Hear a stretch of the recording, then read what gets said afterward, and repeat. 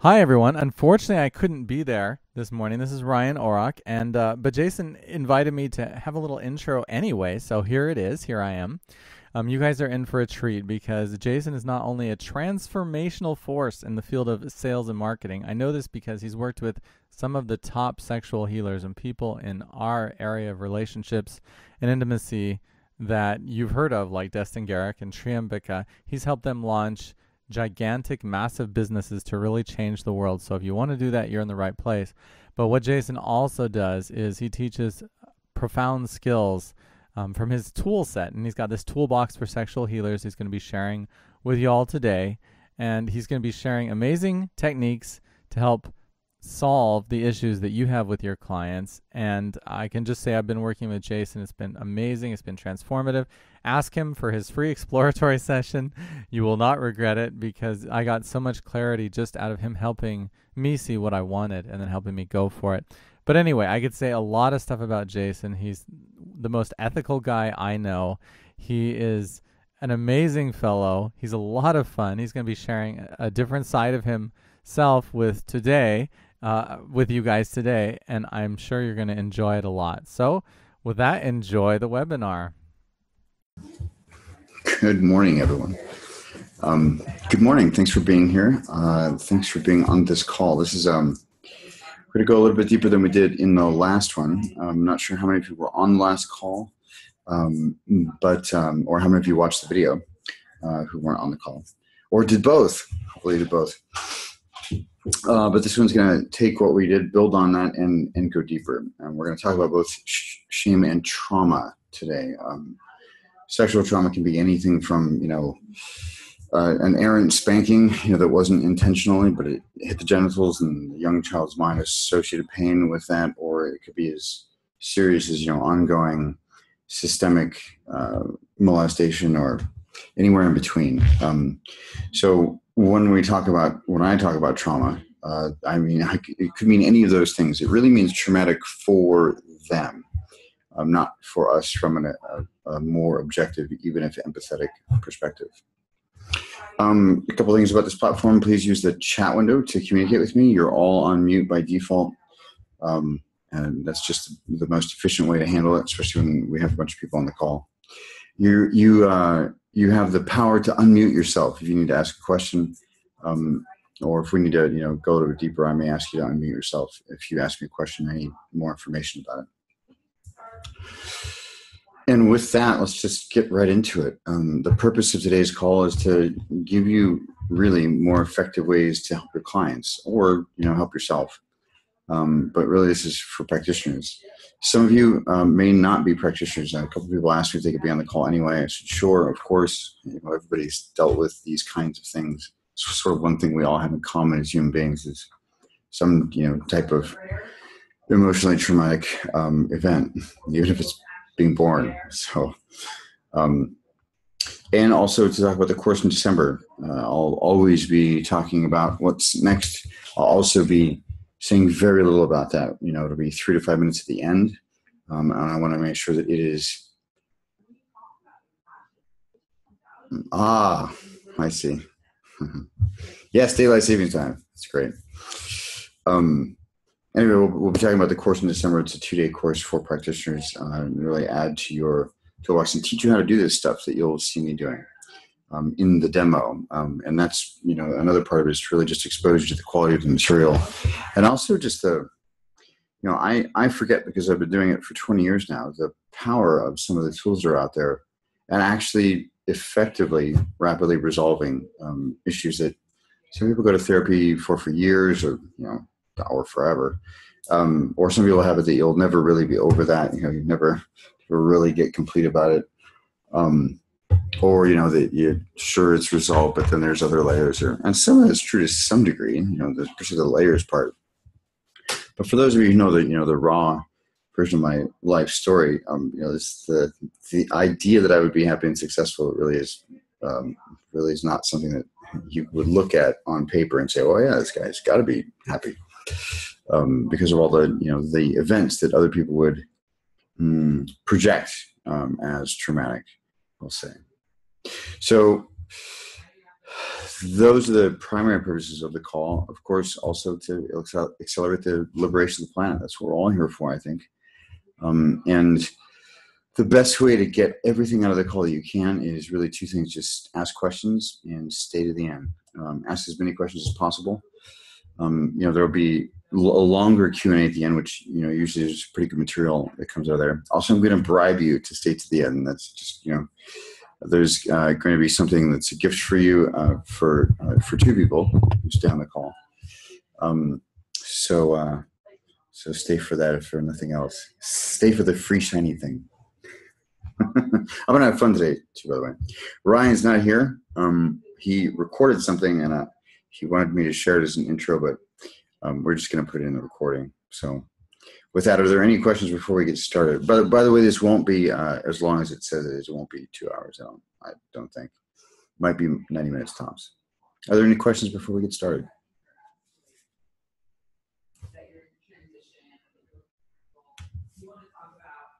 Okay. So why you? Why sexual healers? And in my view, sexual healers are doing the most important work available right now for in the domain of personal development, healing, transformation. Other stuff's fantastic. It's all worthwhile. But this is so fundamental to people's relationships. The very thing that defines most people. When they move through the world, are they alone or not? Are they single, divorced, married? Do they have lovers? Are they dating? Are they looking for a lover? It's pretty much just runs people's lives, and sadly often determines their level of happiness or their level of fulfillment with life. And we don't want to encourage that. By the way, we want them to be internally, they have their own internal thermostat for happiness. And it's impossible to get away from the fact that most of our joys and challenges come from relationships and how those patterns mesh well. By the way, there's a workshop right next to me going on that I was unaware would be here. And it sounds like they just had a break. So it's a networking workshop, so it might be very loud. And hopefully this continues to work. Anyway, that's what we call a flexibility drill. For those of you who've been around me long enough, know what a flexibility drill is. This is a flexibility drill. So that's why you guys, sexual healers are doing the most important, in my opinion, the most profound work, but also the most fundamental for people for their lives. And I want to help you be more effective. That's all there is to it. Whether that's in your business skills, which many of you are still acquiring, or whether that's in your efficacy with actually resolving things in clients' nervous systems. So you don't have to keep doing, somatic body work with them for 2 years when you could do something in an hour or two. Then you can get on to some more fun stuff. So why me? There's a longer version of this in the previous recording. I don't want to, spend a whole lot of time on it. But just very briefly, most of you know me through evolutionary sales or some other practice building things. So for some, this is sort of out of left field. For people who know me really well, it sort of wasn't, they were relieved that I was finally just, it's like the alcoholic. He was the last to know, everyone else knew they were an alcoholic. I was sort of the last one to say, okay, I'll start teaching stuff around sexuality and start, specifically addressing sexual healers. So that's happening. But just so that it's always been going on. My sexual education began at the age of 8 with a conversation with my dad. And some of you may have read that post. If you haven't, it's on the bio page of the sex.evolveco site, which you'll see a link to at the end. And feel free to read that. There's other stuff in there as well, other points, and there's a lot that I left out of the written version. But for me, the important thing is that two things really. One is I believe and have the philosophical grounding that we should all have whatever kind of relationships we want to have. That people are free to choose, and you can also decide not to be in that relationship. And there's just freedom and choice. Whether that means your sexual orientation or preferences or fetishes, or whether that means, this particular person, and whether or not you want to be business partners and lovers with them. and whether or not that's a good choice. And for those of you who haven't realized it yet, you cannot unilaterally have a relationship, but you can unilaterally end one. So anyway, The Ethics of Liberty is one of the most transformative books I've ever read, of many I've been lucky to have read, by Dr. Murray Rothbard. And it really is, how to have a community or a society where you would behave in a way, what structures would we need to set up so that we wouldn't need force. We wouldn't need the government to come in and, put a gun to our head and say, you can't do that. Or you should do this. It's a very clear book. And while I disagreed with a lot of Rothbard's conclusions, I couldn't find any reason. First of all, his logic is flawless. But second of all, the sum total of my objections were something like, because I don't like it. I don't like your conclusion. It wasn't, I had no valid argument. Changed my perspectives on a lot of things. The other one, of course, many of you have heard about, when I was in prison, somebody doing life handed me a book called Awaken the Giant Within. That was 24 years ago now. Yeah, I've been out of prison longer than it was. I've reached the halfway point in my life. I was glad when that happened. Such ancient history.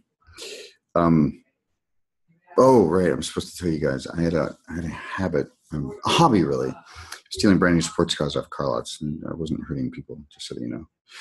All right. I'm going to talk about all this stuff. Ken Wilber's systems, testing positive for HIV, my marriage, the two of us getting into the BDSM community, me having two very long periods of celibacy.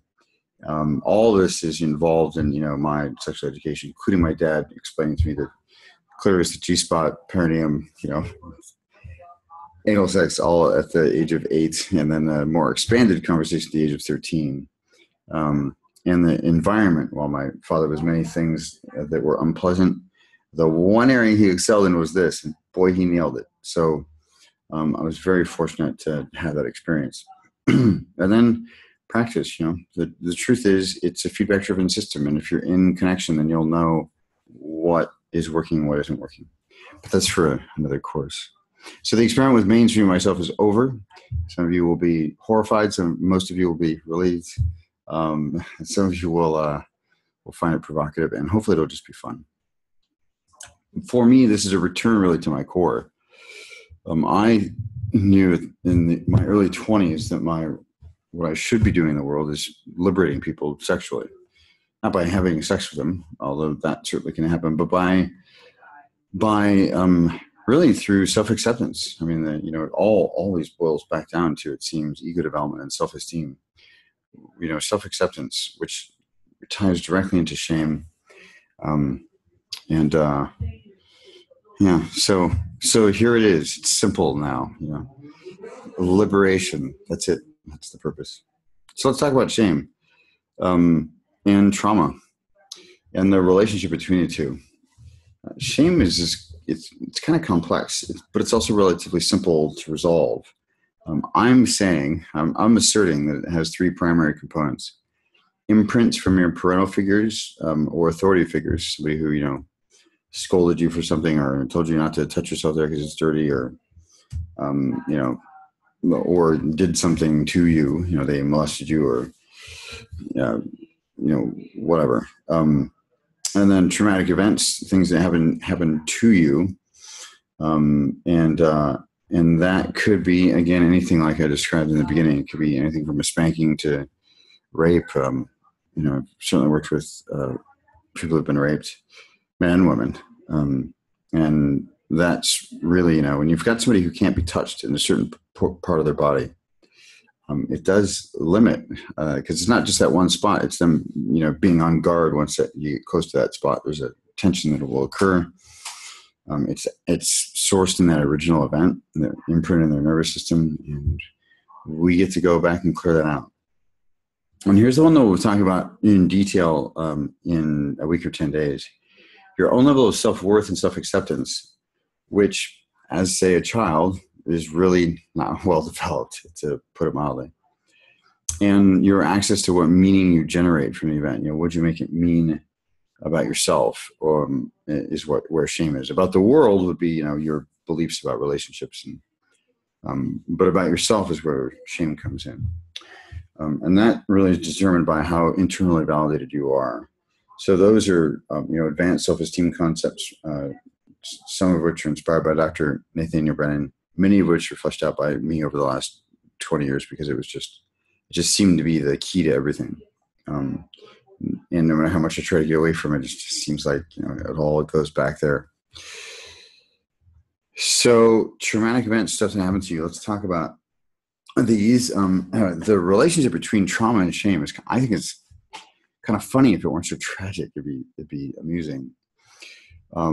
Something happens to us, or is done to us, and often we're very young, and we then make it mean something about ourselves that's disempowering.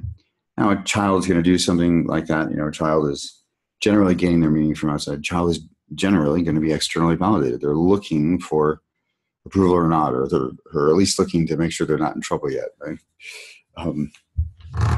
And so that's going to happen. And then if anybody's doing anything that appears as disapproval, it's fine. I was speaking to this woman last night, and it was just extraordinary what she was telling me, the lengths she went through to make sure her son never experienced shame, including when she was changing his diapers when he was a year old, never making a face at him, that was unpleasant about the smell or anything. Always make sure she was smiling at him, that everything was okay. And it's it's really led to a level of freedom. And she shared certain situations with me, which I won't share here, but this kid, he's 10 or 12, has this incredible level of freedom and comfort with himself around most aspects. And who knows, how much freer he'll be in 10 years when he has his own sense of self, and it's not about mom. Very few people are that conscious. I don't know anybody who's that conscious around their child when they were changing diapers. Conscious in other areas, absolutely. There are plenty of people who are incredibly intentional and conscientious and mindful parents. But facial expressions, that takes it to a whole new level. So, and the point is, a child could generate shame from that, could generate meaning, because they don't know what it means, and so they see a negative face and they then immediately associate with that. So it's easier than we think to generate shame in a 2-year-old. 2 to 6 is really where the very vulnerable formative years are for something like shame. Yeah. It does undercut our nascent and emerging sense of self, especially as you're defining yourself as not your parents, you're saying no a lot, or taking things from people. I don't know what you do, as we do, as children do. But the part of that's the stumbling blocks. It's like building blocks, but there's sort of the bull in a china shop. The stumbling blocks of an emergent sense of self, an emergent separate identity, and that gets undercut when we're shamed, because the expansion stops and there's contraction. So sometimes it's appropriate to limit some expansion if that expansion is, hitting another child in the face or stealing something from them, not giving it back, something like that. But shaming them is always and never will be necessary. It's just an unnecessary thing to do. You can have a conversation with them once they, reach a certain age. They understand consequences. Dr. Brandon wrote a book on self-esteem in children. He's written a book on self-esteem in almost everything. But self-esteem in children, one of the things, the first thing to do is to not punish them, but to have a conversation with them about consequences. And, if they behave a certain way, here's the consequences they get. And they're positive consequences. They actually can build positive consequences. And they lose some of that if they behave in a certain way when they break agreements. You have to make sure they're agreements. Anyway, it's good stuff. But, at this age, it undercuts any emerging sense of self when they're shamed. And so the self actually shrinks. It takes a long time to develop all those things. And, the truth is, shame and trauma can negatively impact for decades, all your relationships. It can impact areas that you didn't really see. They're not so obvious. It can impact your ability to ask for what you're worth, your relationship to money, because it is a self-worth issue. That sense of self has a self-worth component. And so you might be really clear about the value you're bringing, but you don't have enough self-worth to ask for a raise or to increase your rates, or to simply ask for, the money that that they already owe you. I've seen people get weird about invoices. They own the money, and they're for some reason shrunk in. Obviously, it can impact the level of fulfillment in your romantic relationships, your intimate relationships. I mentioned being able to be touched in certain areas. I actually knew somebody who there was very few places she could be touched, because she had been beaten and molested so much that there were just very few spots that didn't have an association to that, which made it, as you can imagine, very challenging for her. No surprise that for years she was a heroin addict, so that she didn't have to feel any of that. And wouldn't it be great if we could just clear that out in an hour? She could save all that money, or not. But and yes, we can. And then how comfortable they feel when they're alone. Why is this one important? I'm sure we've all seen somebody who was in a relationship they really shouldn't be in, and everybody was clear they shouldn't be in their relationship. They were in it because they were too afraid to be alone. Being alone was worse than being in a horrible relationship. And I don't want that for anybody. What I want for people is that they feel absolutely free, and they're joyous in their own company. They don't need anybody else for their own entertainment. As a side note, Dr. Nathaniel Brand keeps coming up. He said, he wrote somewhere that you're not fit for romantic love, unless you're comfortable being alone. And I think that's true.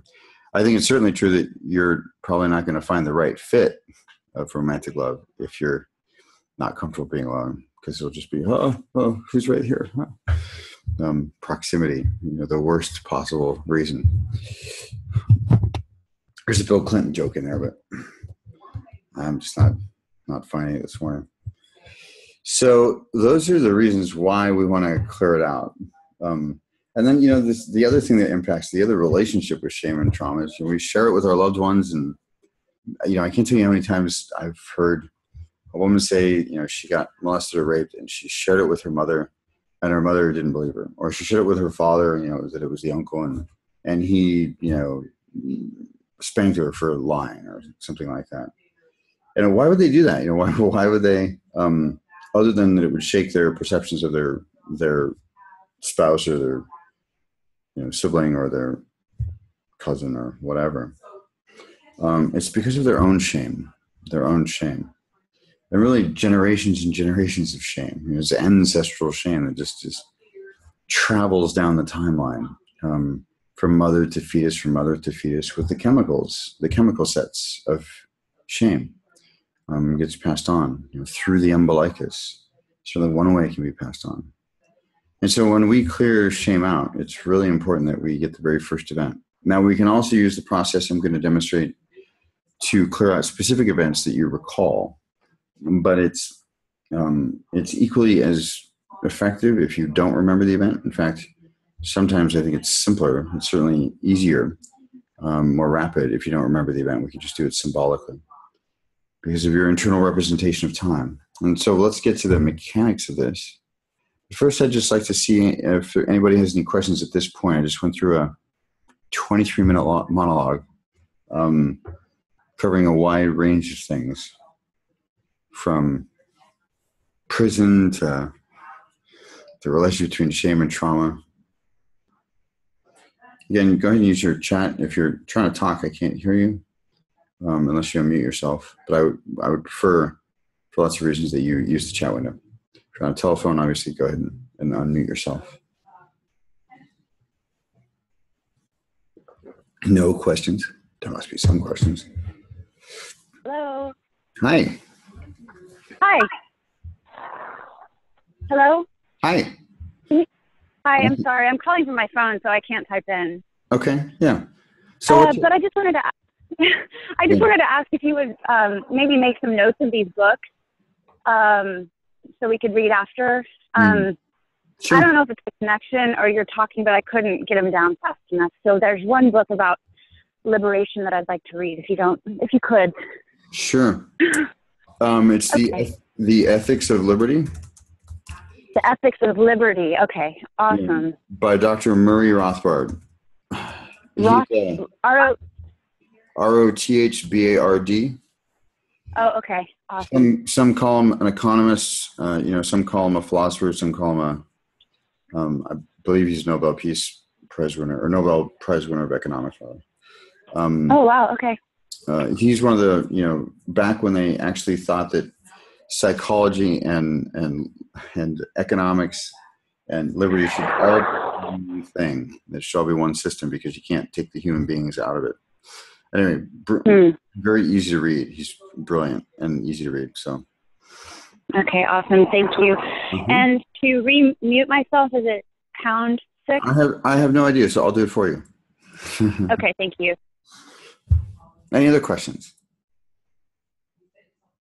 Comments, observations, reactions?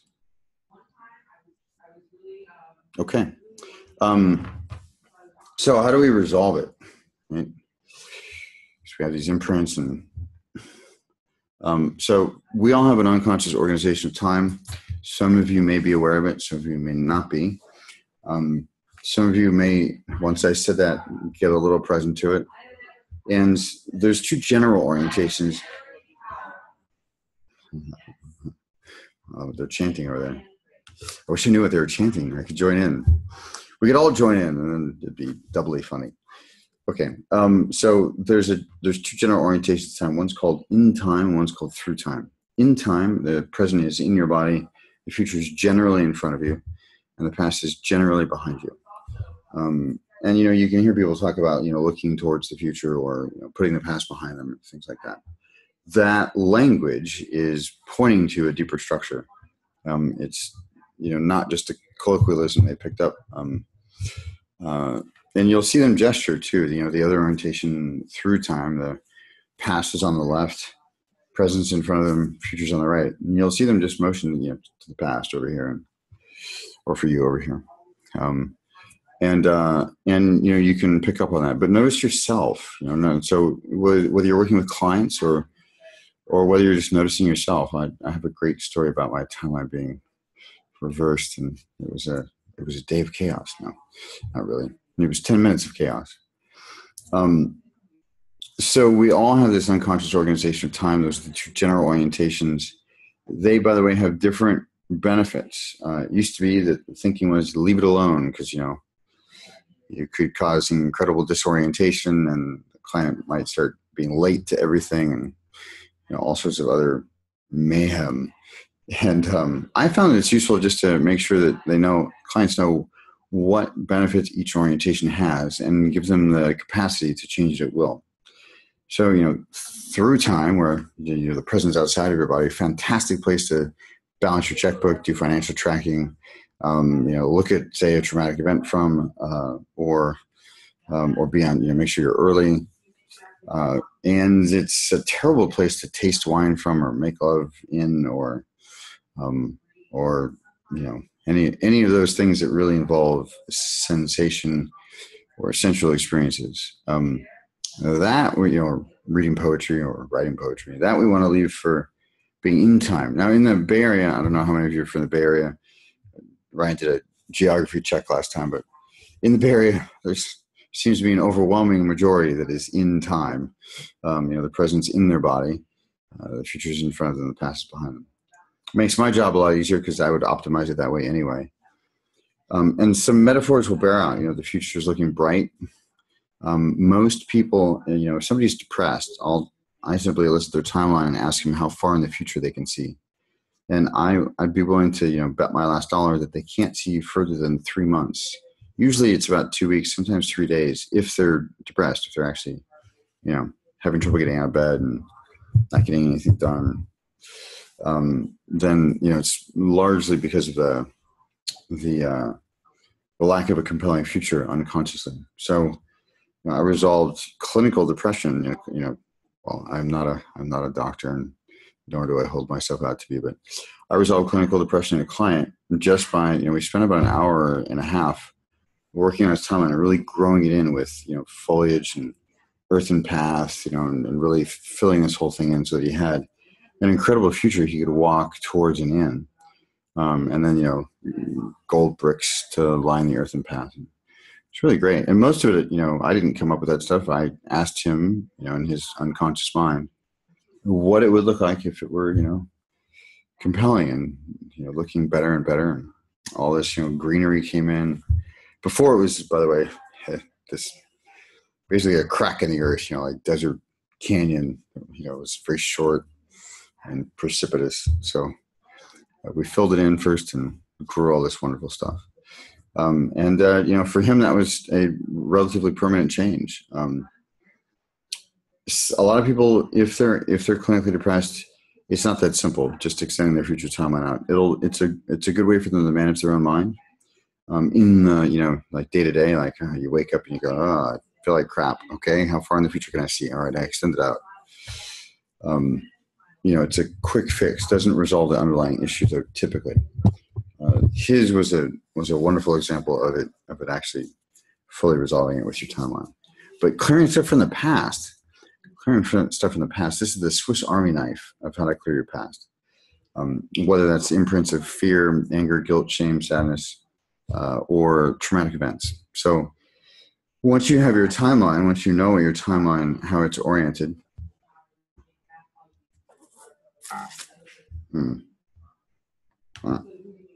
Okay. Here's how a negative emotion gets created. You've all experienced a situation where maybe somebody does something and you don't say anything about it. It kind of bothers you, but don't say anything about it. And then they do it again and you still don't say anything. It bothers you a little bit more. And then about the 10th time, you explode on them. And it wasn't about the thing they just did. It was about the previous 10 things you didn't say anything about. And so it is with our nervous system, with life. You come in and let's say, between the ages of first trimester and 6, you experience something. It could be a loud crash in the environment. It could be, if you're in the womb, it could be the chemical sets of shame or fear or whatever the emotion is. And then a similar event occurs, which reinforces the imprint, and so on and so on. Until you have what we call a gestalt of fear or shame or whatever it may be. And then all that needs to happen is something a little bit similar to that event in the present, and it triggers off this whole gestalt, and you experience a disproportionate degree of that emotion. It's pretty simple, really. It's pretty straightforward. And again, we've all experienced this in a relationship with somebody where they did something, just let it go, and then it just increases and increases until there's this weird, and they go, "Gosh, what's wrong with you? What are you exploding for? I just got the wrong fork." And so what we do, how we resolve it, is we take you back in time. We elicit your unconscious organization time. We take you back in time to just prior to the very first event. A note on this is very critical that you get to the very first event, not the first thing you remember or the most powerful. A lot of people go for the most intense one. They're like, wow, this is a big one. Yeah, that doesn't matter. What matters is we get the root of the weed out. So it may be, less sensational. It may be less sexy, or more sexy, I don't know. Or it may be, simply brighter on the timeline, or seems like the one you're drawn to. We really want to make sure we get the very first event. Now, I have gotten pretty good at being exhaustive with making sure we do that so that we don't have to do the process a second time. There's only 2 things that has this process not work, by the way, as effectively as we would like. And for me, effectively as we would like would be 70% or greater reduction in the whatever emotion it is that's causing them dis-ease in the body. And the primary one is there was an earlier event. So you didn't get it all.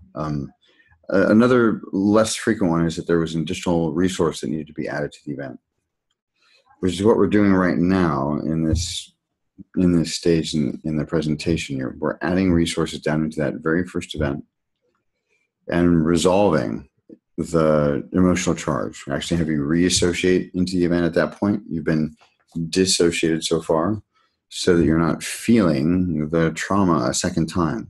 One of the things I love about this process is you don't have to relive it. In fact, it's discouraged to resolve it. It actually has it be more problematic, more difficult if you're in it and reliving it. So if I can see you, I can tell by the way you're breathing, or your cheeks are flushing if you're sort of floating down into the event. We don't want that until the appropriate time.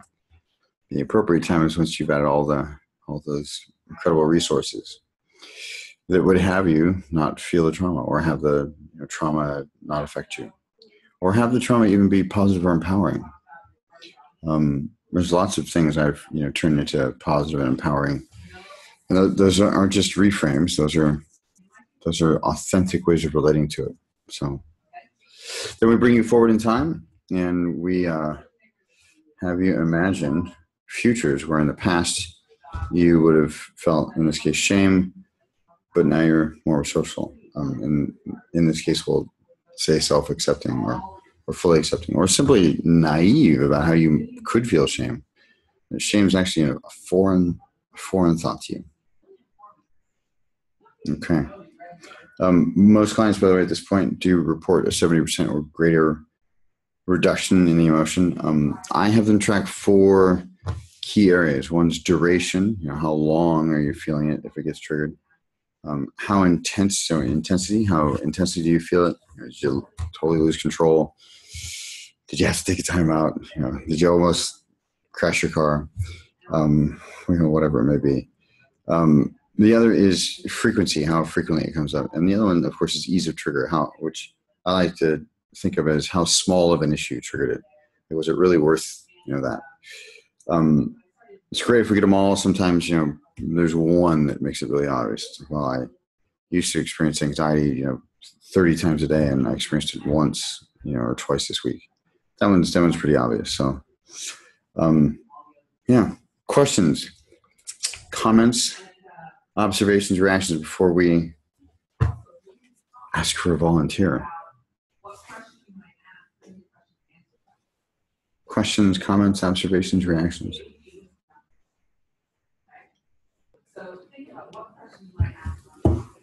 No. I will interpret that as me completely nailing it.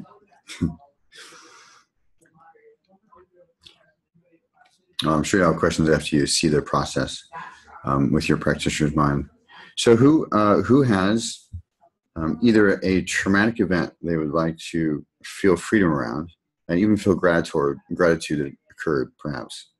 Or maybe that's a stretch, but just consider it a possibility. Or they want to clear out shame or fear, but we want it to be in the context of sex and relationships. So not asking for what you want because you're terrified to express it, or something like that. So a volunteer, or 2 or 3 that I can select from, the most appropriate one. This will be a very short call if there's no demo. Somebody be brave. I promise it won't hurt. Hello. Hi. Okay, great. I was trying to unmute it before, but now it's finally unmuted. Okay, so I'll go. Okay, tell me a little bit about the issue you'd like to resolve, so I have a sense. Okay. So I have 2 in mind. I'm not sure which one is more. Yeah.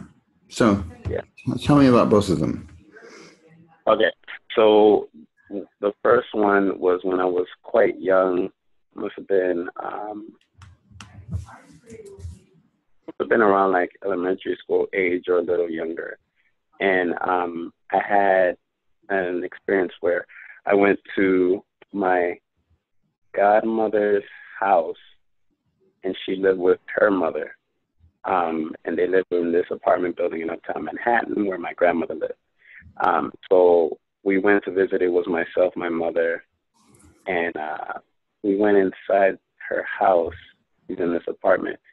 And my godmother's mother had this habit where she would grab at my penis, like just very like aggressively. She would just grab it and be like, those are mine, you know, and or at my balls, you know, and be like, oh, those are mine. Wow. Let me make sure. Yeah. This is grandma? No, my godmother or my god grandmother. Okay, got it.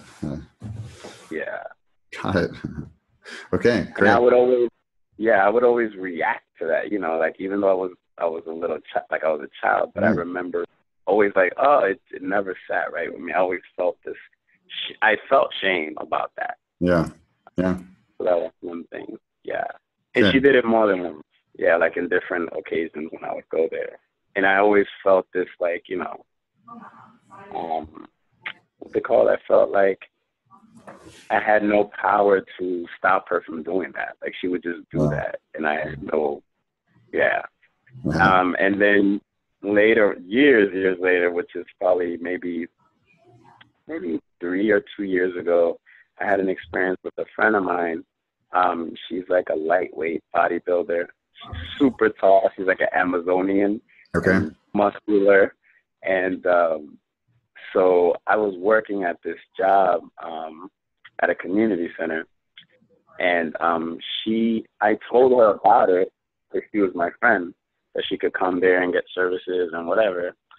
And one day, I think it was, she stayed. She was like, oh, are you leaving right away, you know, to take the train? I was like, no, you know, I'll probably stick around and finish up some stuff. And she kind of like insisted that she stay with me for a little bit before I leave. And I was like, all right, whatever. So everyone else left in the office. It was this huge loft space. And so we were talking or whatever. And before that, this guy who's a volunteer was talking with us three, and she made some comments during that conversation that were like, you know, insinuating that she wanted to have sex. And I hadn't been having sex with her. I think I had like once or twice before, but that was like in the past, and I had gotten through different relationships, and I didn't want that with her anymore. So we were supposedly just friends, and but she out of nowhere, you know, said that he noticed it. So he said, I'm going to leave this conversation. And then, you know, a little while later, she asked about staying, and I didn't give any thoughts to it. But I had this feeling in my chest. And then later on, when everybody was gone, he started to bring up this thing about sex again. And I was like, okay, whatever. If you want to have sex, good for you. But I didn't understand that she was kind of like pushing me to have sex with her. And I was like, I don't want to have sex. And she was like, no, please. And then she started begging, and then she started getting forceful. And the next thing I know, I was pushed up against the one of these filing cabinets or something. And like I said, she can really hurt me because she knows martial arts and all kind of stuff, and she's way bigger than me. Right. And I was like, holy crap. Like, I'm being fucking pushed and forced right now. She's like, you're going to play with me, woo-woo. And I ended up doing that. And it at that point when I remember when it was happening, I kind of blacked out. Yeah. And you know, she got off or whatever, but I started to get limp at one point because I just didn't want to do it. Yeah. And then whatever, then I somehow got up again and finished, and then she was done, and I don't know. I hardly have talked to anyone about that, but yeah, those are the things that I've experienced that were kind of crazy. Yeah. By the way, many of you may be aware of the staggering numbers on rape in men, and of course, you know, the massive underreporting, because even if you tell the cops, they laugh at you. You know, when I left, exactly. Yeah, they're like, oh, whatever. You know, there's a website. It's called Interested Participant, and it just tracks women who, you know, rape school-aged boys and their penalties, and they all get off really light. You know, it's just a systemic thing. It's and it's not, you know, like in the situations where the kid's like, yeah, you know, I'm having sex with my hot English teacher. It's you know, it's a situation where they, you know, wanted it to stop. So Oh, okay, cool. Thanks. Yeah. Interested participant. I think there's a hyphen in it. I haven't looked at it, in a while, but it's one way to look at some of the interesting double standards around men and women and sexuality. Like we're supposed to be able to, perform all the time, and there's no way to rape a man, right? There's no. Okay, if you say so. Good. And let me just check in with the rest of the group and see if there's anyone else. I want to make sure I have the most appropriate issue for the exercise, or anyone else who has one that they've thought about resolving, either a specific traumatic event when they were young, in their formative years, or an emotion that keeps coming up in these kinds of situations.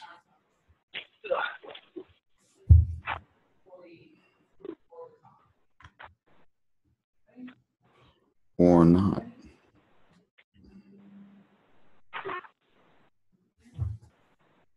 Okay. Going once, going twice. Sir, you win.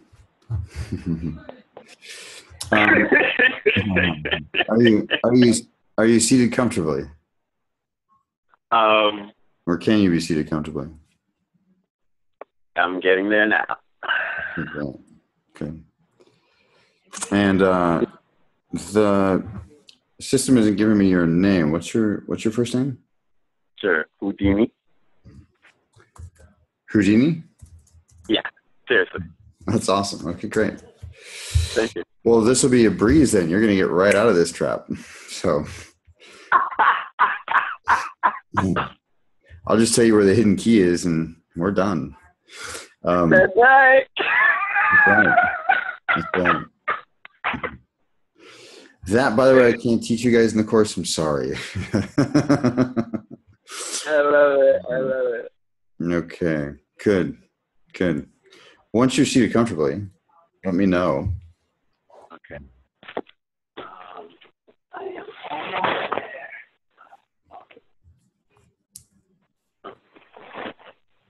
matter of fact, let me just do this. Okay. Inches.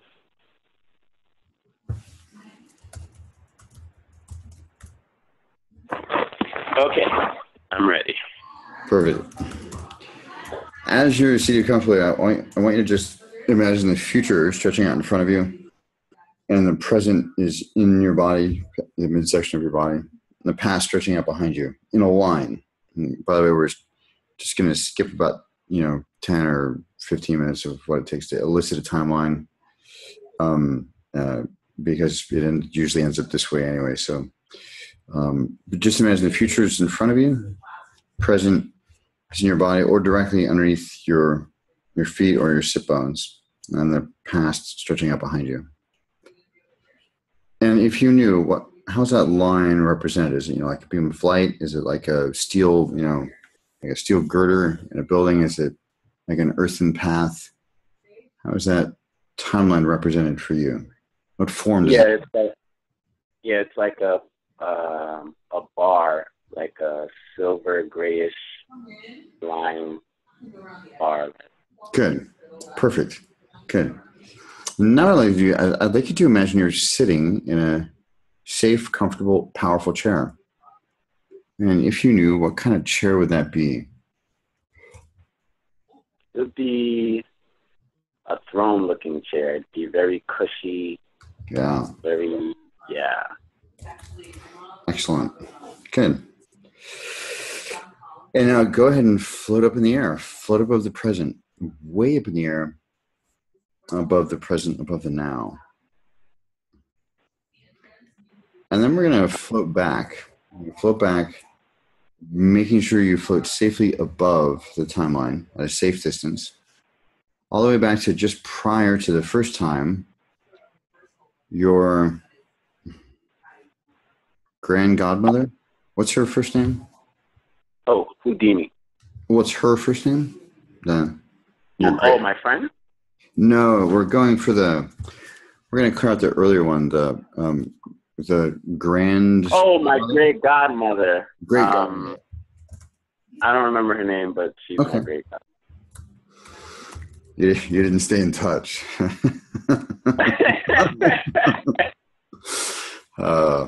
Good. Okay.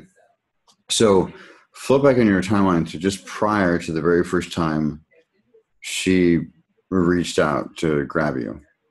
And Okay. you may just see it as a crack on your timeline or a dark spot. You might see a movie of, you as a child down there, but make sure you're floating safely above the event, looking down the event, at least the mezzanine seats. Okay. And as you float safely above, float just to prior it occurring. Go ahead and rewind the movie back to that point. It hasn't quite happened yet. Maybe her shoulders just twitching to, reach out. What resources were needed then? Or what do you need to learn or accept now to release all of that? Now, in this situation, the resources could have been qualities or characteristics she would embody that would have her not do that. Or that you would embody that would have you not care. Or that would have you draw a boundary and say, that's not okay. In whatever way that you needed to do that to have it stop. What resource? Yeah. Like knowledge of self. Yeah. And self-confidence, assertiveness, and the ability to say no to what feels uncomfortable. The knowledge of intuition and gut instinct, of boundaries. Good. What else?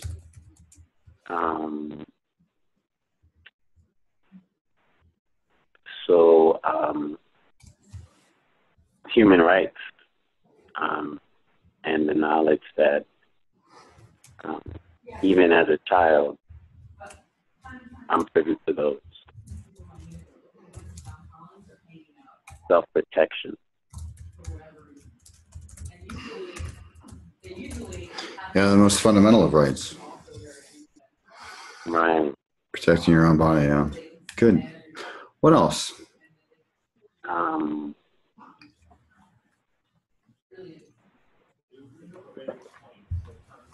So I was taught by my mother growing up that I was always supposed to cater to her needs and whatever she wanted. So I would have needed the understanding of that not being true. Okay. Yeah, if that weren't true, what would be true? What would be the principle or self-guidance? Great. Yeah, good. Self-awareness also.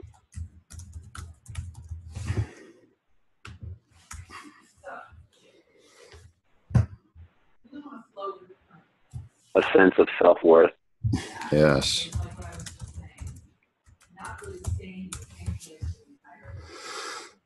Good. And knowing the value of courage. And knowing what that even is, Yeah. Because at that stage, I don't think I did. Probably not. Yeah. It's the trouble. It's where we get in trouble with these things. There's there is no structure for it yet in our map of reality. So we just create an emotion instead because we can't make sense of it. And, certainly, situations like this just make zero sense especially to a child. Doesn't make sense to me either. Just to be clear.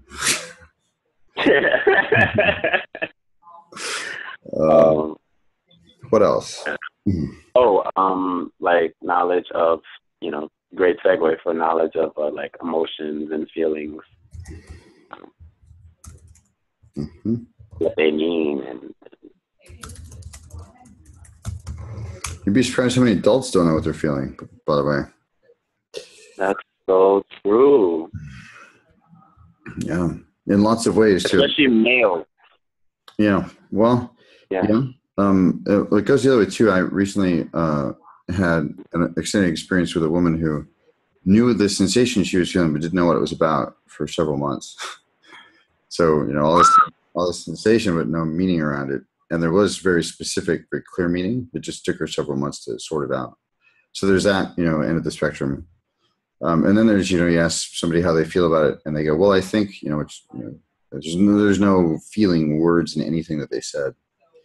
That's the other end of the spectrum, you have to say, no, it's down in your body. It's not up there up there somewhere. Yeah. A great resource of just a list of emotional words on CNVC's website, the Center for Nonviolent Communication. And while, I haven't recommended much on that website to people, there's plenty of people I've said, look, here's a list of emotional words, and here's, the needs behind them. And those two things really help people a lot to know what they're feeling. So far we have knowledge of self, self-assertiveness, confidence, the ability to say no, boundaries, intuition, human rights. Even as a child, you have the right to self-protection, self-guidance, self-awareness, sense of self-worth, knowing the value of courage and knowing even what that is, and knowledge of emotions and feelings. Is there anything else you would have needed to have the event, either dissolve, never happen, or have you, not care about it, have the ability to make sure it never happened again?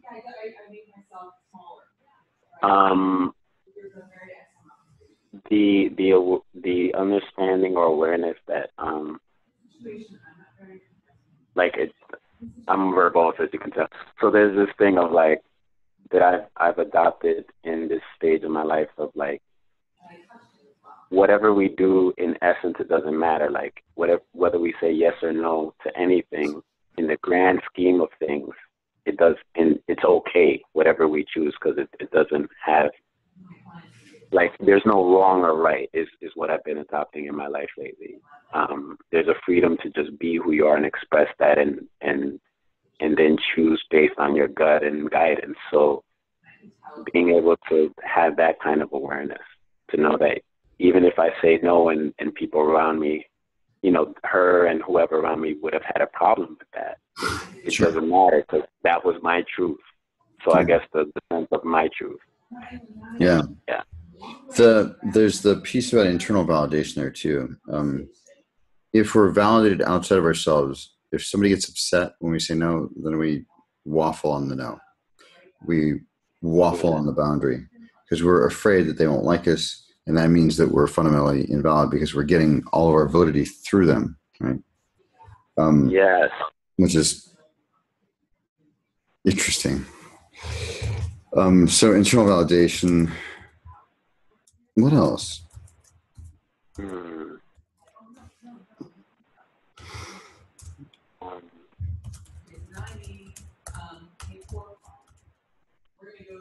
Self-empowerment.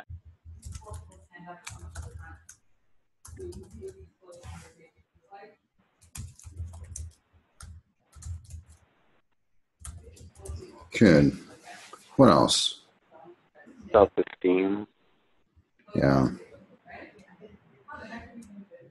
I feel like I thought you actually talked a little bit about that in the first call, about there's a difference between worth and self-esteem or something like that.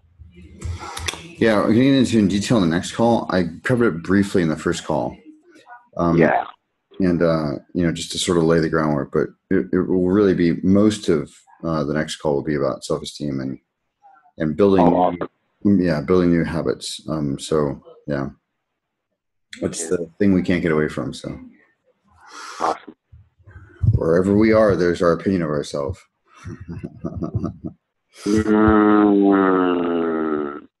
Yes. Can't escape. It's like your breath. We're there all the time. What else? Okay. We have knowledge of self, self-esteem, self-assertiveness, self-awareness, self-worth, and self-guidance. Confidence, the ability to say no and boundaries. Intuition, human rights, even as a child, the right to self-protection. Knowing the value of courage and knowing what that is. Knowledge of emotions and feelings. And being able to speak your truth regardless of their upset. Internal validation and self-empowerment. Are there any other resources you would have needed to dissolve all the trust? Yeah. Right.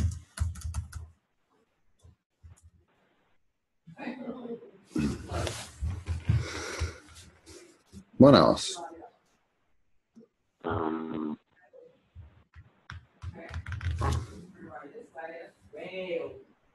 Peace. Great. Yeah. Yeah. Wonderful. Yeah. Anything else? I think that's it. Okay. Great.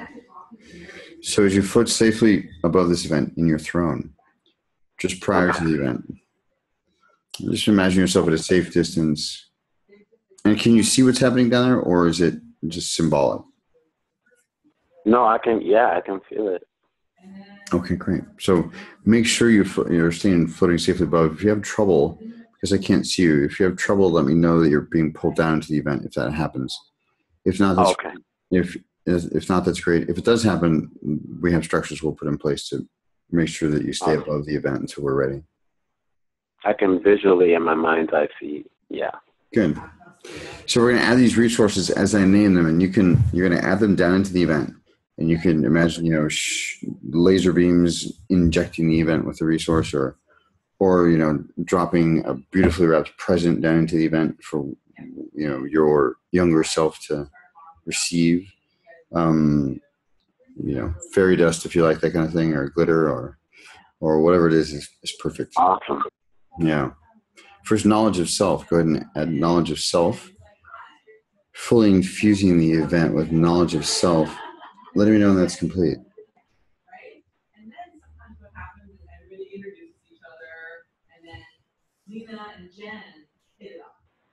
Okay. Great. This is self-esteem.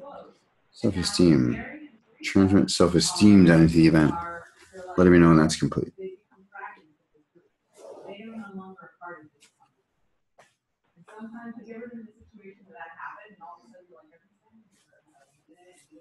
Okay. Got it. Good. Self-assertiveness. Self-assertiveness.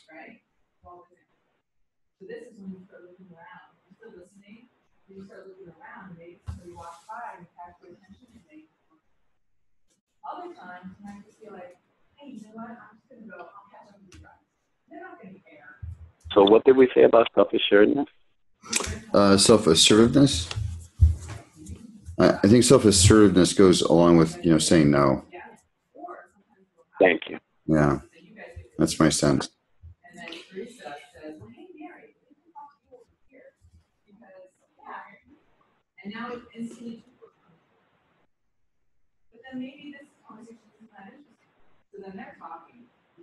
Okay. That feels good. Yeah. Good. Yeah.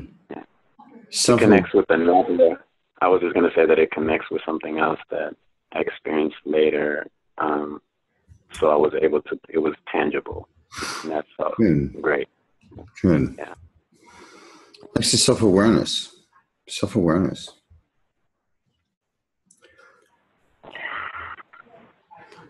Floating safely above the event. Okay. Looking down the event. Add self-awareness.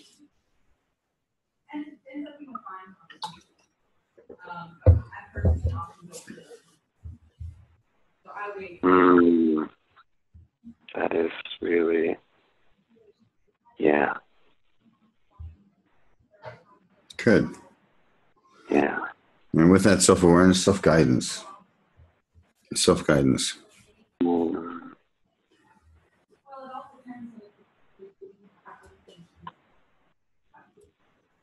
I just got a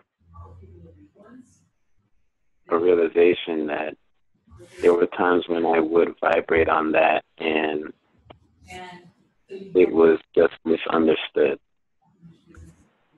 as a child when I would do that. The adults around me didn't, it would rattle them a little bit that I would vibrate off that. As we're so young. So Sure. that's very healing. That's very healing. Okay. Good. Yeah. I always had that. I mean, I'm reconnecting with that now as we're going through this exercise. Yeah. Wow. Hmm. Done. Yeah. A sense of self-worth. A sense of self-worth.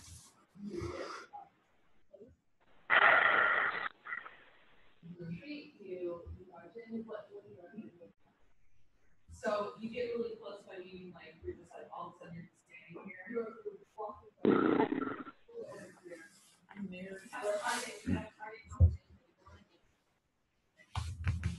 open, but we're kind of giving in their eyes. Oh, okay. In fact, So there was so much tension between my parent and I, my mother raising me, that was lost. That sense of self-worth. I'm trying to connect with that, and it's a little challenging. Okay. For now, you mean it's challenging to connect with the self-worth, or? Yeah. It's, Okay. Yeah. If you were to represent self-worth, strong self-worth in some fashion, with some symbol, what would that symbol be?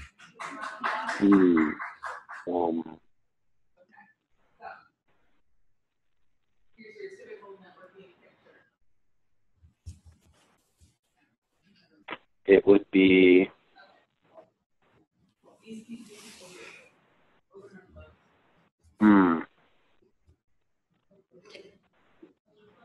It could be anything from a steel beam to a gem to something weird came up, like a unicorn, or not the unicorns. It would be a gem. Yeah, it would be a gem. What color is it? It's white. Great. So take that gem and just drop it down into the event.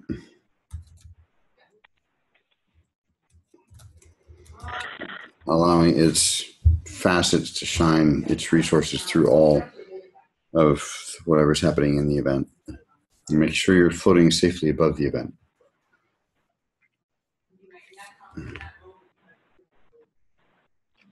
I'm wearing it like a necklace. Great. Yeah, that feels great, and I'm able to.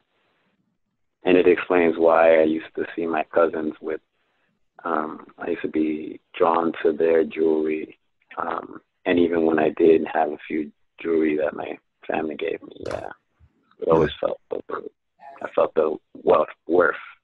Yeah. I was worthy of this treasure. So thank you. Okay. Yeah. By the way, self-worth. Because there's been. I'll tease you with the next one. The next webinar by self-esteem is the most used and least well understood distinction in popular psychology. But one of the ways of thinking about self-worth is just that you feel worthy of receiving good things. Not that you feel you're entitled to them, but that you're comfortable receiving them. So that could be a fulfilling relationship, or it could be somebody who wants to buy you lunch or offer you help when you need it. All those things. Wow, that explains why I struggle with that as an adult. Yeah, thank you. So far. Yeah, that's fair now. Yeah. And next is internal validation. Add internal validation down into the event. Let me know when that's complete.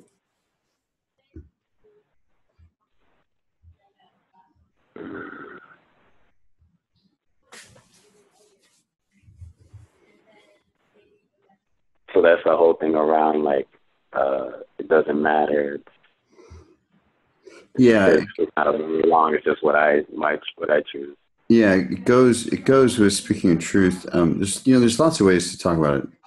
I would say though that you make decisions for you, not for others, is one way to say it. So say it one more time. Yeah, you're making decisions based on what's best for you.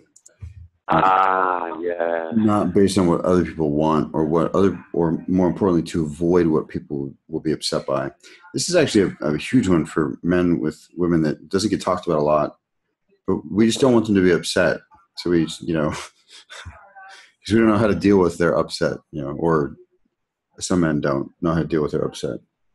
And so, we end up losing our center, which causes other problems because it simply makes us less attractive to them. But particularly with women in authority, like the situation you had, being internally validated is a really powerful resource and something that was almost by the nature of things going to be lacking.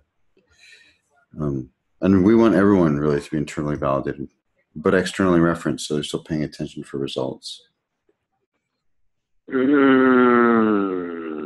So, there's social awareness, but internal validation. So you're mindful of results, but it's not a personal matter, it's a practical matter. But now I'm teasing too much on the next one. So internal validation, add internal validation, and self-empowerment. Add those two, and let me know when that's complete.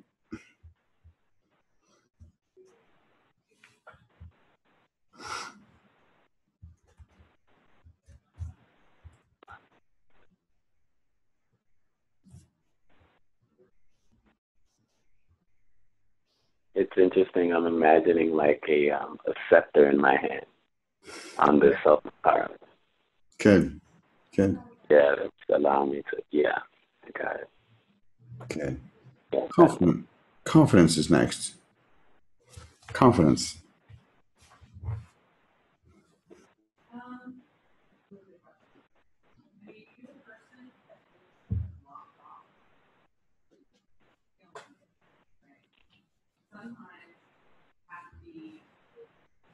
Confidence. Yeah, Good. I got it. Boundaries and the ability to say no. Boundaries and the ability to say no.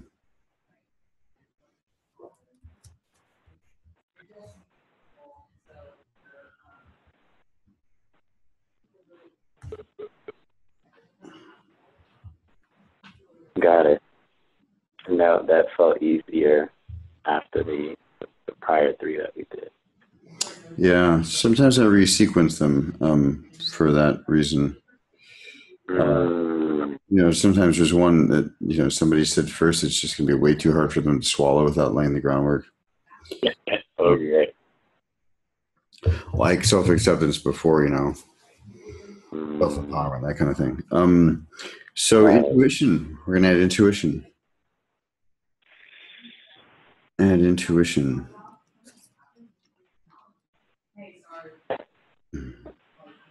Let me know when that's complete.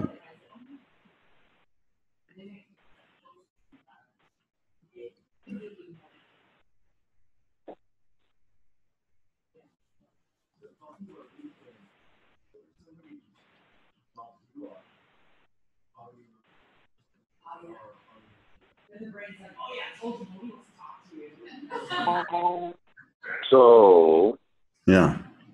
intuition is something that even lately I've struggled with, and I realize in this moment it's because it's attached to a feeling a lot of times, and growing up, my feelings were not validated. Right. So yeah, it was always about the other. Yeah. The other was my mother, and then my father later on. So I noticed that I have this reaction to when, like, for example, a lover will ask me, what's your schedule? What are you going to do? Or whatever. And I'll be like, because intuitively I feel what's going to happen or not, but I won't dare say that. Oh, I don't feel like this is going to happen. So no, because I feel like that will not be met with acceptance or respect, or it won't be honored. It won't be taken seriously. No, much displeasure will be demonstrated. There will be a force Yes. Yeah. They will be most displeased. Right. Yeah. Yeah. So what do you need to be able to add intuition into this event and way back then that you're floating above? Right. Thank you.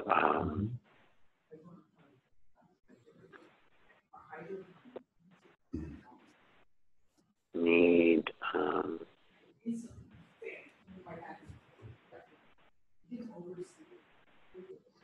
need to fully integrate the self-confidence. Great. Yeah.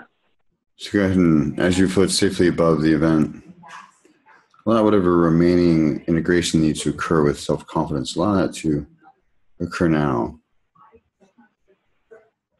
And just notice the ways in which the event is shifting and changing as you integrate self-confidence.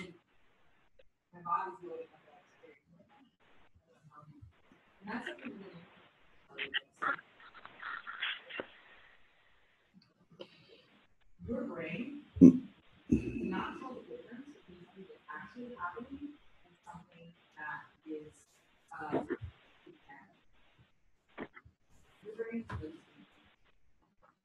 Now, what are you experiencing right Wow. now? Okay, great. Sounds good. Yeah. So I was seeing how the connection was with my mother specifically. There was this relationship of codependency.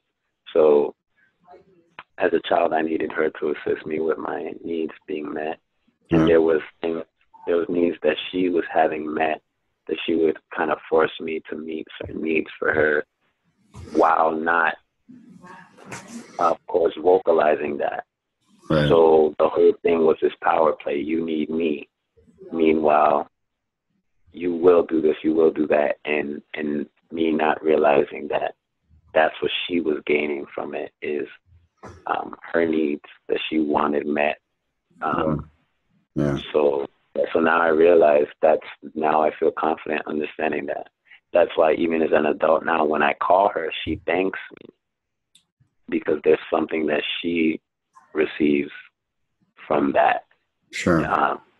Yeah. And she always has. She just never could say that to me. Yeah, because she always saw my gifts, and she always would pull from that. Yeah. Good insight. Yeah, so I feel more self-confident now. Good. The ability to say no and intuition, or intuition and trusting that and saying no.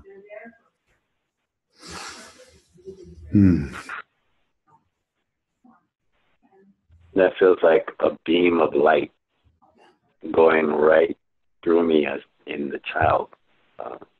Sounds right, good. like striking the child almost like a lightning bolt or a beam of light. Excellent. Good. Yeah. Power. Yeah. Trust. And trust.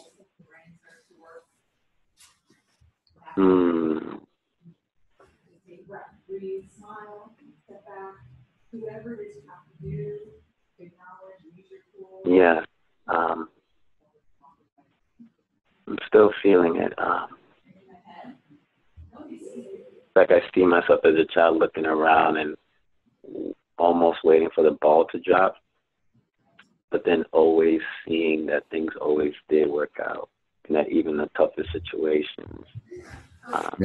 They do. Oddly. Yeah. Eventually. Sometimes eventually is longer than others, but eventually it all. Right. I have yet to have any evidence to the contrary, to be honest. Say it again? I have yet to have any evidence to the contrary. Oh, wonderful. Yeah. Yes. Always works out fine. Yeah, that feels fully integrated, yes. Thank you.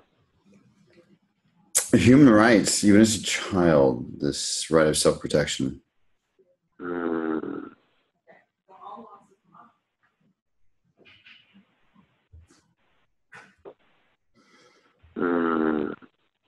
Good. Yes. Good. Knowledge of emotions and feelings. Knowledge of emotions and feelings.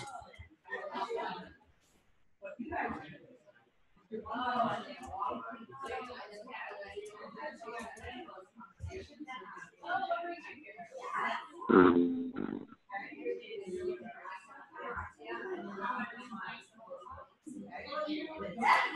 Yeah. Yeah. Yeah. Good. Speaking your truth regardless of their upset. Speaking your truth regardless of their upset. Go ahead and add that. Orientation, that commitment, really.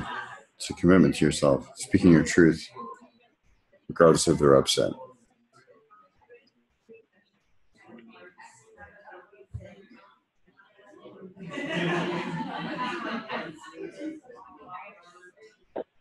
I'm hesitant a little bit there, and Yeah.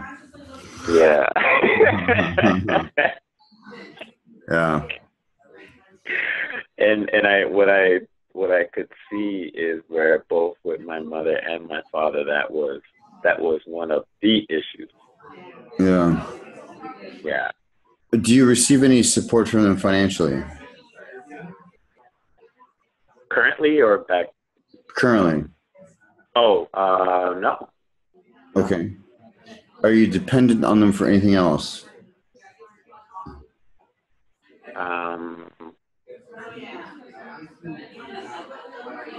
No, not dependent. No. Good. Good. Good. Yeah. Then you have the option to tell the truth. Not that I encourage not speaking. They agree. Not that I'm saying you shouldn't speak your truth, but it means that you need to make sure that you're, get other things handled and in place so that you're not just whatever. I've seen people take that. You have to take it in the larger context. Also, there's a difference between speaking your truth and just being a jerk. We want to make sure you're not being a jerk, but you are saying what's authentically true for you. In fact, I saw one of those Bay Area translation things, and it's speaking of truth. It said something like, being a jerk, and they can't say anything about it. So, well, I'm just speaking my truth. That's not what we mean. We mean not stuffing stuff that you need to express, right? Right.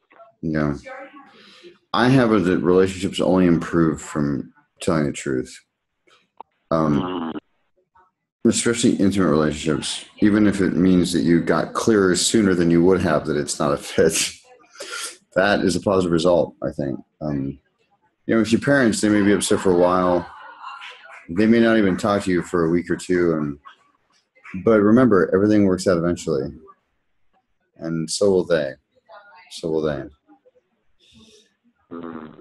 So you're reminding me that there was, when I thought about that question, so my father has a relationship with his grandchildren. Two of them are mine. They're young, 8 and 7 years old. I live in New York. He lives in Florida. The kids live in Alabama with my cousin. That is his cousin. And the long and short is that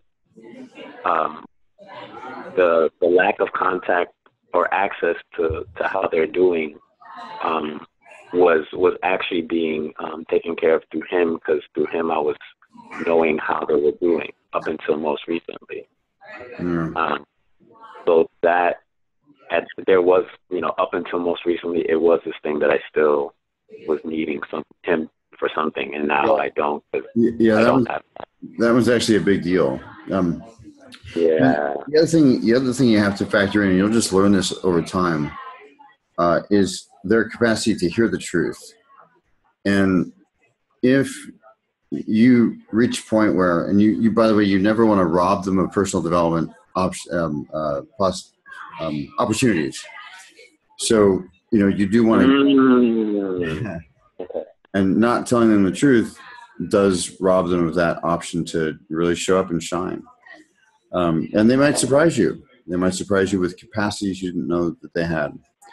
And you want to be careful about confirmation bias, even if, they get upset. You don't want to go, see, I knew it, and you start to see all of that evidence. Make sure you test it a few times, see how they handle it, and continue to, test. You're not testing them, but you're verifying your interpretation.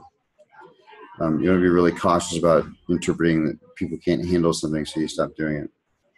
Maybe they just had a bad day. Maybe they had or maybe they can't handle it and they don't want to develop the capacity. And that's fine too. It just means that you can't have certain conversations with them, and to do otherwise would be unjust in a way. It's a sad day. I've seen a lot of people experience it. When you can't, when their eyes go flat when you reach a certain level of depth. That point, because they don't want to deal with it.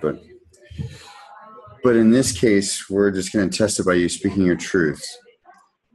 Go ahead and shoot that down there into the event. Let me know when that's complete. Speaking your truth.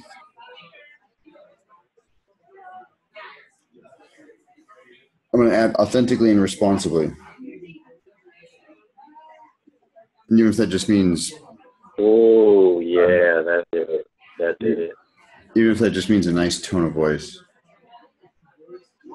It's like I saw something shoot from my feet all the way up through the top of my head, and it was like a wave of energy, and it totally radiated through my core, and I see myself like there's a difference now in my whole being.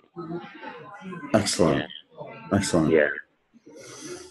Next is knowing the value of courage, knowing what that is. Knowing the value of courage. And knowing what courage is.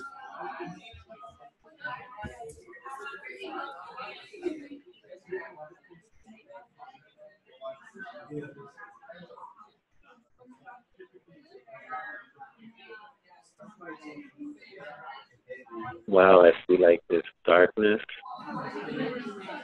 and I think that's representative of how I didn't know what courage is. Okay. And finally, peace. Peace. Peace.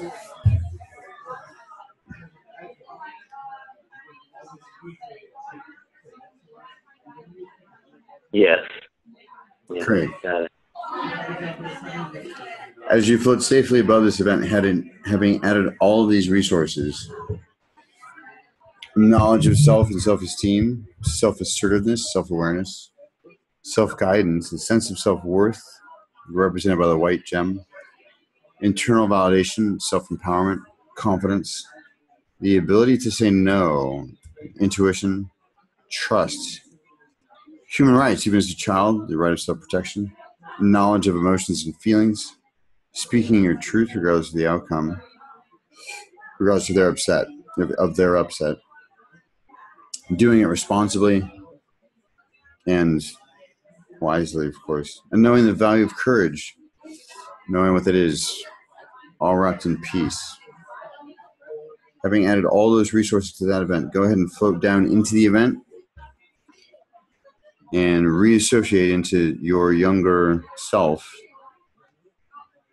noticing the shifts in how the event goes down and what you make it mean, even if it goes down the same way.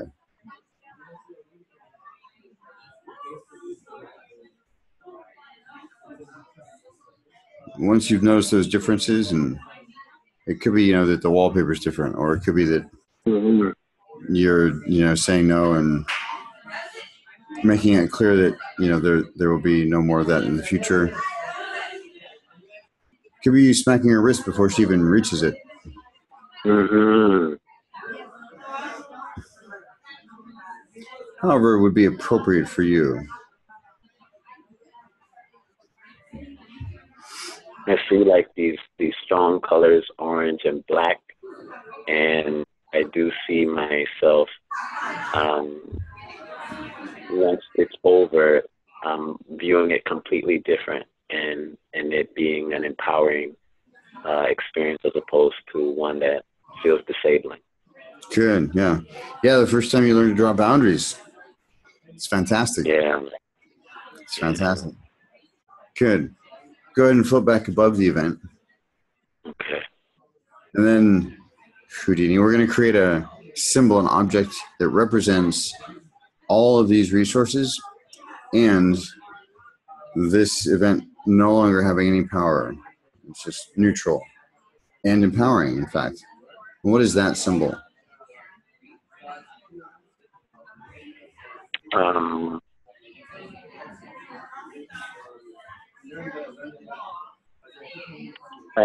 The symbol actually that's coming to mind is a tiger.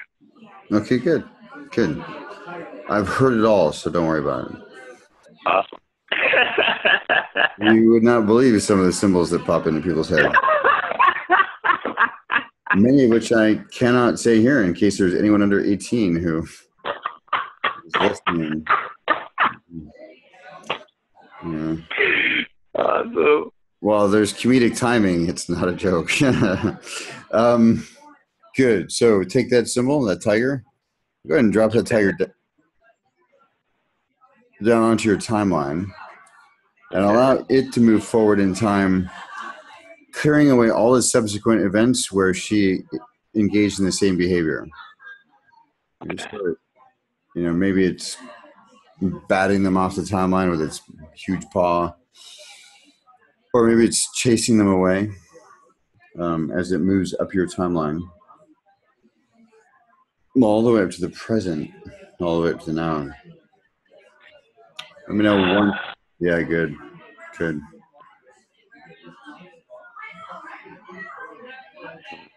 Yeah, I'm here. Good. Now what I'd like to do is I'd like you to begin to imagine futures. Futures where in the past you might have not expressed yourself. And if we look at all of these resources, most of them are about expressing something about, or they'll assist in that. Self-esteem, self-assertiveness, self-guidance. All those things are internal validation, empowerment, confidence, saying no, knowledge of emotions and feelings, and speaking your truth. And they're all really about expressing yourself.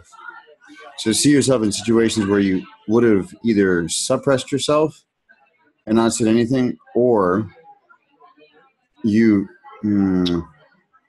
altered what you should do to make someone happy at the cost of your own happiness. See at least 3 of those scenarios. And it could be as simple as saying no to somebody who wants to borrow money, or who knows.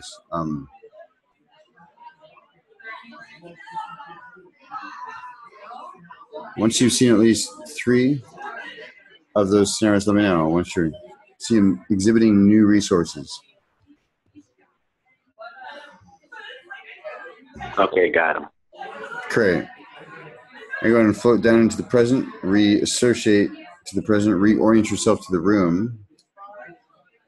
Let me peek outside this door. They may be on a lunch break, which would be fascinating. Hang on. I'll be right back. Okay. Okay.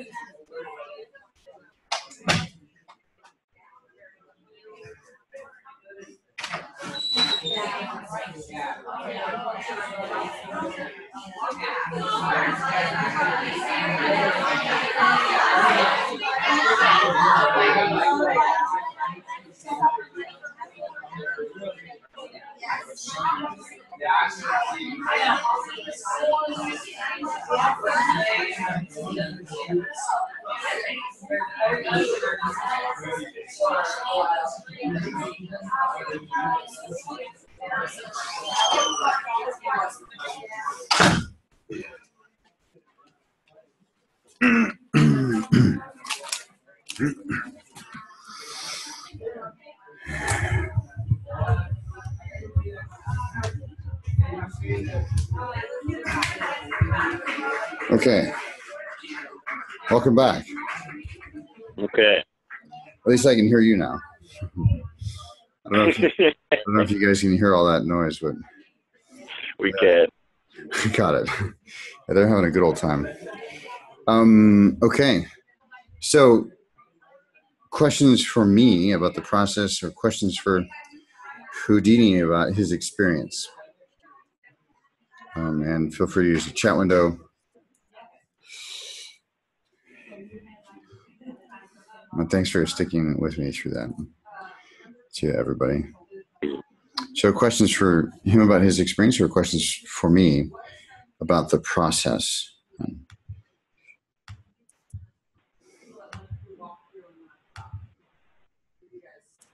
They're all stunned into silence.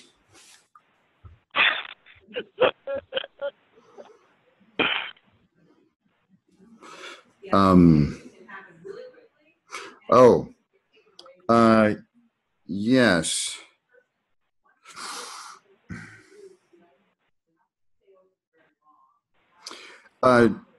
So first, yeah, I'll write that question down there. You know, I'll actually send it out to you guys. It's a future-facing question. It's really important. I think you asked me last time why I asked it. We need to have them build into their self-concept in the future that they'll be behaving in different ways. Otherwise, they just rely back on the habit. It's just like an Olympic athlete imagining themselves winning the gold medal. Jim, why didn't you involve sending resources to the Godmother? I actually offered that in the beginning. I said, resources that he would have needed to not matter, or the Godmother would have needed for it to have never happened. But what came out of him was all of his own internal resources. And, I never dissuade anybody from having all the resources be internally based. So that was what was behind that. But I did mention it, and I didn't pursue it because I thought it would be fine. And really, I think it's better to learn how to draw a boundary than to never deal with the situation in the first place. That could be a personal philosophical preference, but he builds capacities he wouldn't have had if she just never did it. Does that make sense? Yeah. And it's really him. He chose that route. I think it's a great route. Any other questions about the process for me or Houdini's experience?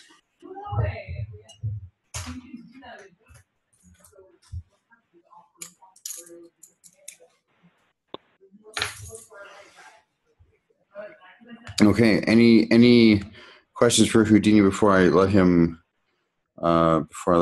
go back to his present? He's already in his present, but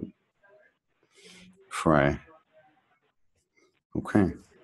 Well, Houdini, thank you so much for your willingness. It was a great demonstration of all the resources really that you gathered there, the courage and the self-assurance, all of it really. So thank you, and thanks for showing up. It's really a great. Jim wants to know what was the main transformation for you?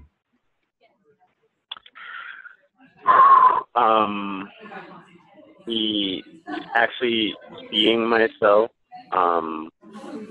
they know. Great. Because in my head, it's one thing to be like, yeah, I should be able to say no. But it was something transformative to feel it, to shift it, to see it, and then to know, like in my heart, to know that from this point forward, this is what I'm actually going to be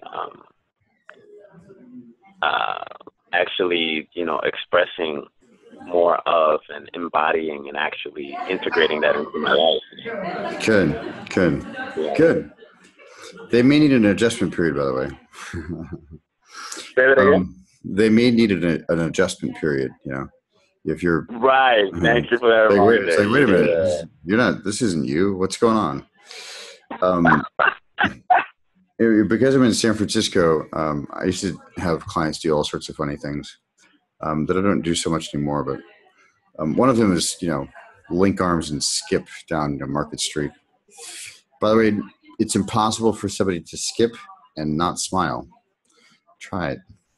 Wow. Because, yeah, as soon as you said that, I imagined smiling. You're ridiculous. Well, I can do it, but I'm well practiced. But, you link arms with anybody and start skipping, and they're going to start giggling. I don't care how depressed they are. Now, they might go right back to their depression in 10 minutes, but for that block. But the other thing is around boundaries, because you're offer the opportunity to contribute to panhandlers on every corner. And most people just ignore them, which I find both dehumanizing, but also just, we could call it all sorts of things. I'm not saying to give them money, by the way. I'm just saying, to look them in the eye and say, no, thank you. And that was a practice I, not only did myself for a long time, but it's also you can't go. Are you doing it again? A lot of clients I don't know. Benefit from the benefits. Probably, by the way, of doing a scenario like that. I don't that, know when. is you may never see the person again. It's there's two things I'm doing heavy consequences right now. One is to give you guys and you got all to the have business tools you need drawing a boundary to make sure that you're prospering, being courageous by from what you're doing. And they feel like see they're stuff coming out pretty soon. It's really all about how to build a sustainable. Everybody really wins. Just from saying no thank you to sustainability of change for clients, sustainability of finances for you. Make sure you all have six-figure practices. That'll be coming soon. It's only happened to me 3 times. And the other thing, though, is to give you transformative tools for your clients so that you're just being much more effective with them. They're the value that they perceive. Any other questions for him before? And you're able to just heal them faster. I've known a lot of practitioners who are thank you again, dealing with for weeks or months, Thank some kind of emotional issue with their clients, and a lot of it is just they're straight coaching, which I think the word coaching is terrible. If there's no questions about the process, I'll drop into the course. Can't really do that. And we really have to be and then we'll passionate about what's available to you, or they think it has to be something cathartic. By that I mean the bribe for staying on University. The Sexual Healers Toolbox is in person in San Francisco. And I would just want to give you tools that will have you be much more effective as healers. Both things are happening. So this will probably be everything you've seen in these webinars, but whether it happens again, so you do it with clients. It probably won't be soon because all the attention will be not on just a book or I'll say within a year, but you'll leave with some. You'll feel relatively confident. You might still need sheets to work off of because there's language involved. Will there be a recording for Saturday? You'll feel reasonably if you register for the call. Navigate that, and then of course you'll get a recording. How do you register for the call? Don't worry about that. You'll get an there'll email be from me if you registered for this call. That I've demonstrated so far. I will send you an email about how to register for the next call. If you register for the next call, component, you will get a recording of meaning, which is and it will be video and audio, and MP4 and MP3. Shame, any of the atmospheres like shame, hopelessness, any other despair. questions? The heavy, dense ones, I call them atmospheres, rather than an emotional reaction. It's an emotional atmosphere. It's sort of like a cloud around you. You can feel it when you walk in the room, and sort of .evolveco. Who in here is feeling .com. hopeless? It's one of those metaphor I like to use. I'm not sure it's a good metaphor, but it's the kid from Peanuts. With the cloud around him. I think it's Pigpen, or I forget who. Anyway, the cloud. That's how I relate to emotional atmospheres. They just sort of follow you around. This practice serves incredibly well for that. And it could be any kind of situation, anything where there is an event that occurs, which could be anything. It could be even you having a thought could be an event.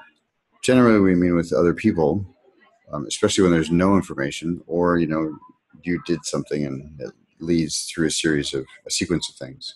So we're going to hack that so you have access to it. The only thing you don't have access to changing, by the way, is the actual event that occurred. And we could argue that too, but I don't want to get into the metaphysical debate on it. We're going to say, for the purposes of learning the exercise, that's static. And also core transformation, which won't be demonstrated in the webinars, I don't think. I don't think I'll be doing a fourth one with new material. Some of you may be familiar with that process. I consider it, the deepest, it's one of 2 spiritual practices I recommend, by the way. One's Vipassana meditation. The other is doing core transformations on yourself. It gets you to your core state. You take any problem and, essentially take it to God, whatever God means for you. That could mean peace. It could be the universe. It could be okayness. And it's the thing I use if nothing else has been as effective as we like. You know, there's some part of them that's hooked onto something. All of them, except for core transformation, are highly modified, or, you know, the chain of meaning is created by me. The others are highly modified versions of processes that are available in NLP practitioner training or master practitioner training for the most part. My thinking around it obviously is not necessarily. It comes with, you know, being familiar with the integral community. So that's what you get. You leave with some skill. You'll be able to move your clients through, especially if you're dealing with sexual trauma, much more rapidly than you have before. You know, I consistently get clients. I have this new client in Israel, and we just did our first piece of work like I just did with Houdini. And her whole life was transformed the following week. I mean, cleared out fear. Oh my God. This woman's on fire. All sorts of things, you know, opened up, and she went on adventures, and I mean, real adventures. Like, you know, I won't say too much about it, but it was really, I was actually surprised. But she kept saying over and over again that it was magical. It was like magic. And this really want the experience, you know, we want it to seem like it's magic and it's easy. It's not, of course, magic. It's, you know, grounded in the structure of your subjective experience, which is what that whole field is about, studying that structure. But you got a whole lot more than that. It's 2 full days, 10 a.m. to 6 p.m. It's $225 for the whole weekend. I don't know why. It's dirt cheap. Mostly I wanted you, if you could work logistics out, to think that you would be foolish to choose otherwise. So if you stayed on the call, oh, by the way, here's the website for it, sex.evolveco.com, evolve-co. First 2 people who sign up for this call get a free 30-minute call with me just to troubleshoot your practice or anything that's going on with your clients, or, well, anything you want, really. But the idea is that most of you are probably practitioners, and I teach people how to build their practice, and I can often troubleshoot the reason you're not making the income you like, or the consistency that you would like. And, you know, a lot of you know Ryan Orach. Triamica has been one of my favorite clients to work with. Des and Garrick, you know, produce great results very rapidly in their businesses. So something to consider. First 2 people that sign up, and that's your. The bribe is complete now. You can choose to accept it or not. Any questions about anything so far before I thank you for your time and the opportunity to contribute to you?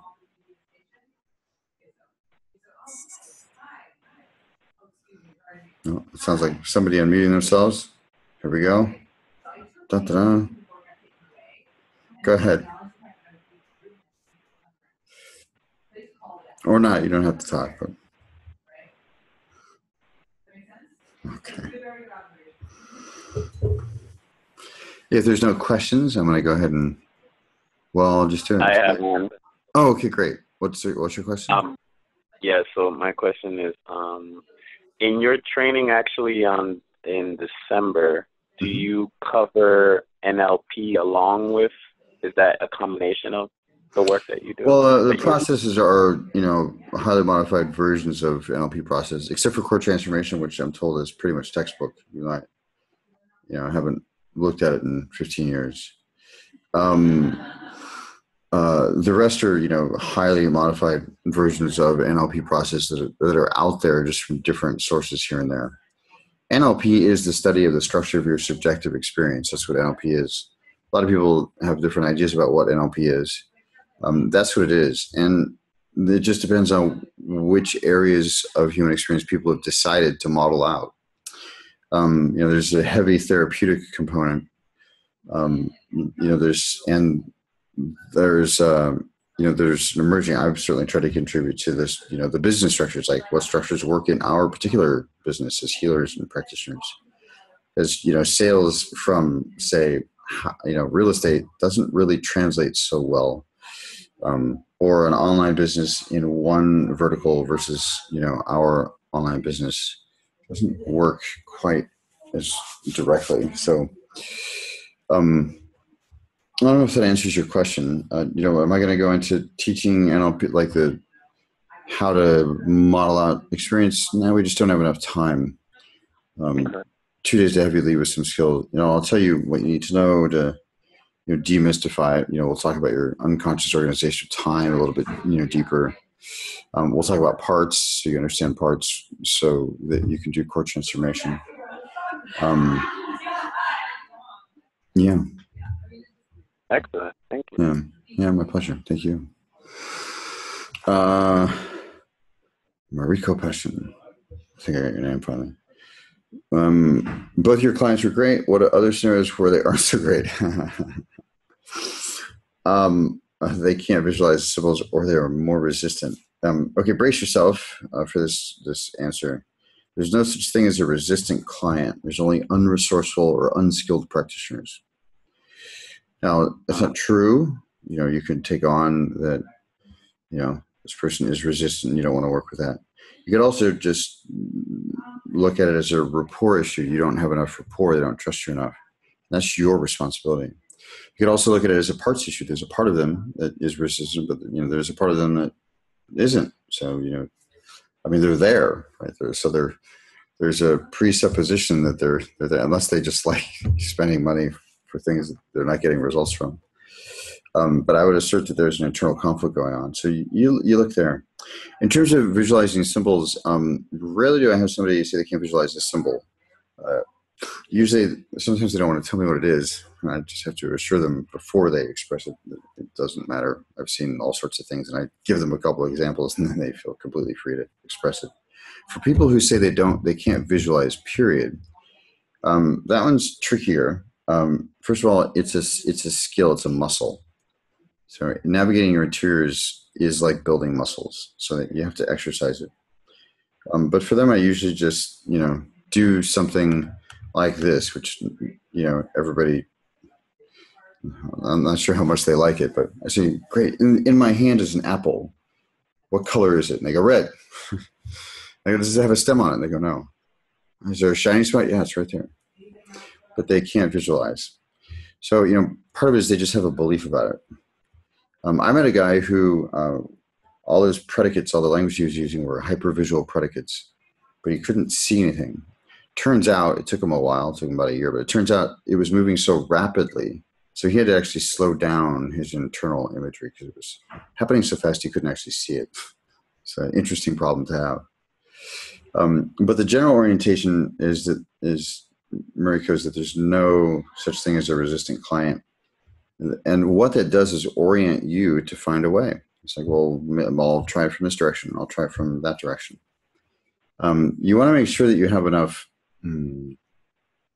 artistry. And I'll use a martial arts metaphor here. You want to use Aikido, not Taekwondo, with your clients. And hopefully that metaphor translates. I think that's a great metaphor. You want to take their energy and propel them in the direction that they said they wanted to go, not the direction they're going, in terms of their outcomes, right? It's all in service of them rather than just, blocking them and going toe-to-toe with them. So it's a general way I relate to most interactions, whether it's the sales process or whether it's, with a client. If I can sit next to them instead of across the table from them, I do. Little things like that help those situations. Yeah. Thanks. Great question, Mariko. That was a great question, actually. Appreciate that. There's funnier answers, but I'm not going to do it because people don't know. Any other questions? Any other questions or comments or observations or reactions? Recommendations for sushi?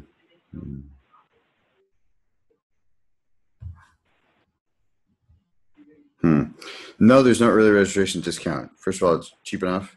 And second of all, my experience over the last 10 years is that virtually nobody takes advantage of them. So I've taken the administrative overhead out of doing that and just, price it how I want to price it, and that's it. So, but there is, those 2 free things. So I would snatch one. And with that, thank you for your time, for your focus. Really appreciate it. And thank you for allowing me the opportunity to contribute to you. And have a world-class weekend.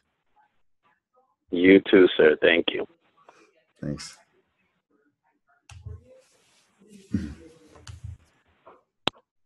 Mm-hmm.